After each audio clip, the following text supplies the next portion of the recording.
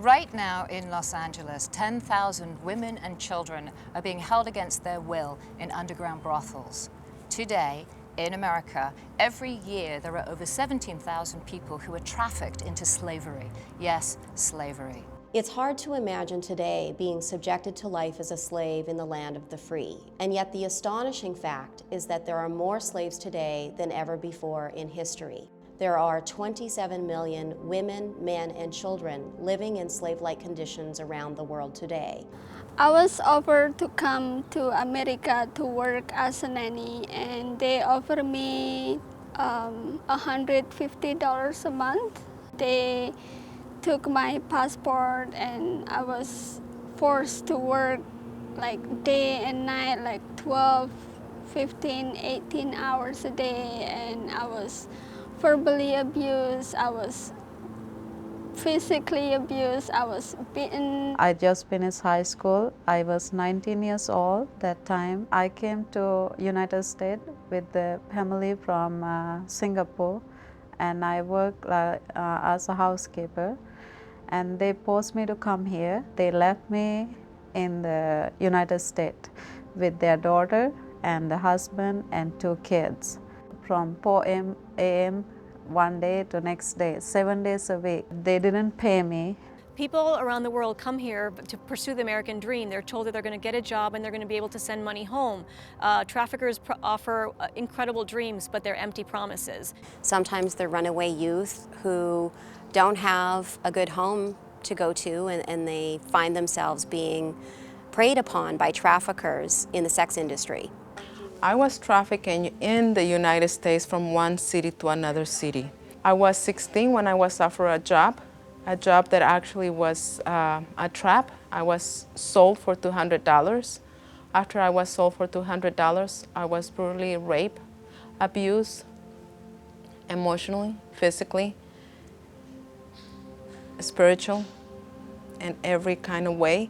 We've seen victims who were working in assisted living facilities, taking care of children as nannies, as housekeepers, working in a garment industry or a factory or a construction company, agricultural fields. Pretty much everywhere, women, men, children, even people who are elderly have been enslaved.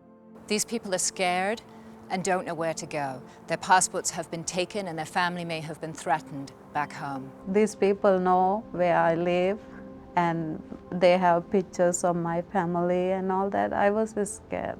After the person arrives here, they are no longer free to go. They are often tortured, beaten, brainwashed, and told to be scared of immigration and or law enforcement. She threatened me that if I ever leave, the police is gonna arrest me and put me in jail, and there's so many bad people in jail that they could rape rape me.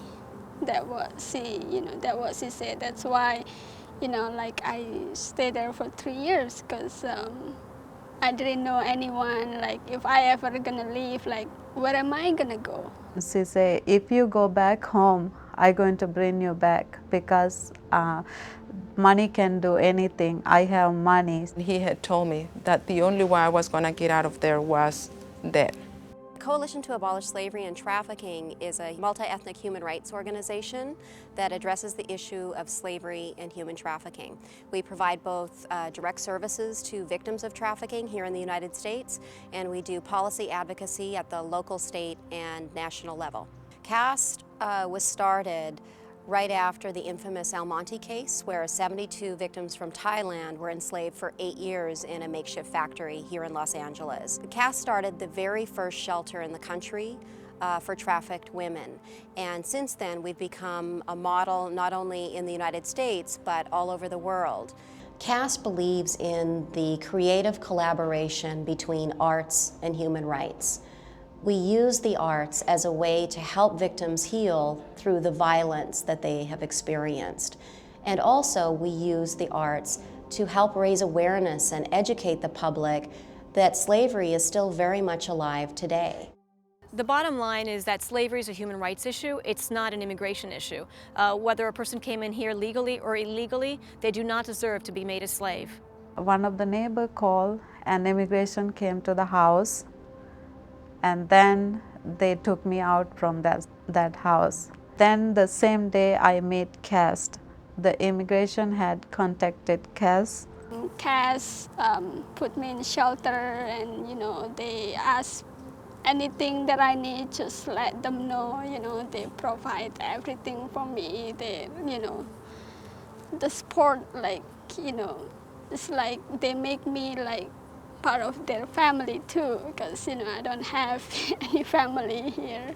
People can come to castla.org and find out about what is slavery, what are the signs of slavery, what does it mean to become a modern-day slave. People can ensure that they're buying goods that are not made with slave labor or child labor.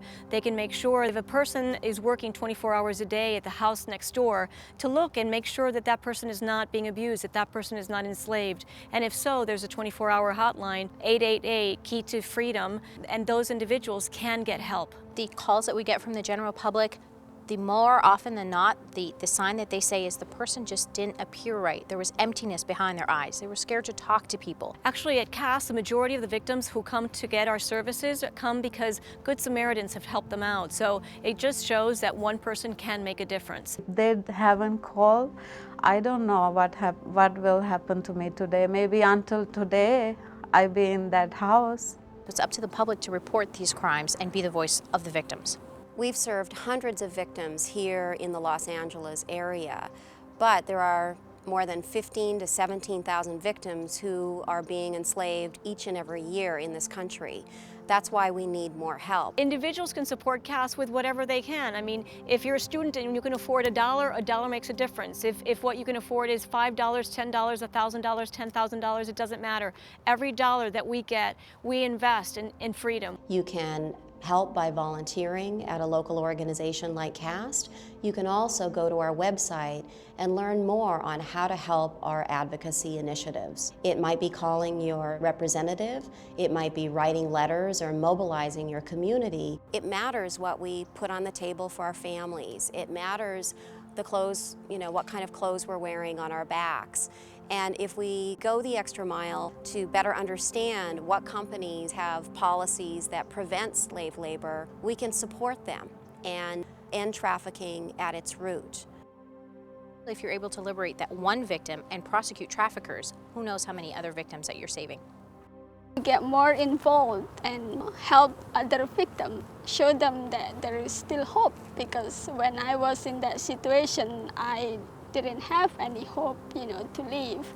I'm not the first one, and I'm not the last one who was a slave and trafficked into this country. I want it to be stopped. It's not right to take somebody's freedom.